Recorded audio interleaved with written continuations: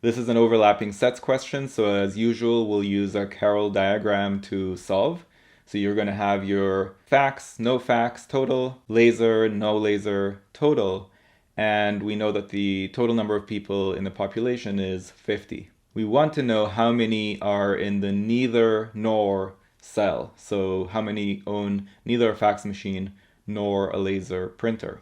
Now statement 1 is talking about 3 cells. It's talking about the both and cell, as well as the laser but no fax and fax but no laser cells. So it's telling us the sum of those 3 cells is less than 50, which implies that the neither nor cell, that's the only other cell in that group, the neither nor must be more than 0, right? Because the total number of people is 50 and we have fewer than 50 in those 3 cells, meaning we have more than 0 in the neither nor cell. But that's what the question is asking about. How many people are in that cell?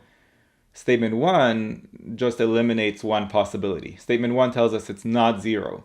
Okay, but what is it? And it could be anything between 1 and 50, I guess.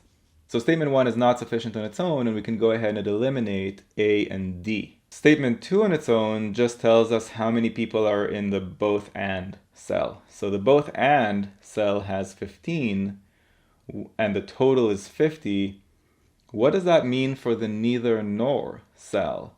Well, that would totally depend on how many people have a laser but not a fax, and how many people have a fax but not a laser. So if all we have is the both and cell and the total cell, there's just no way that we could infer from that the neither nor cell.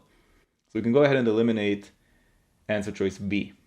So now that we're down to 2 answer choices, just C and E, we can go ahead and combine the statements. So with both statements combined, I have to say that given the fact that statement 1 really did very little, all it did was eliminate one possibility, right? It said that the neither nor cell is more than 0. Knowing that and knowing the exact number of both and is 15, there's still a very large number of different possibilities for the exact number that goes in the neither nor cell. It's still going to depend on how many people own a fax but not a laser, and vice versa, how many own a laser but not a fax. So I'm going to go with E here.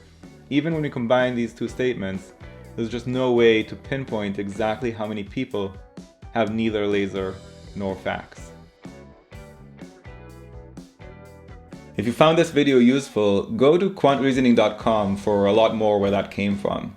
You should also click that like button and let me know in the comments below what you'd like me to make future videos about. And of course, if you haven't yet subscribed, go ahead and do that and click that bell below so you get notified about future videos. See you next time.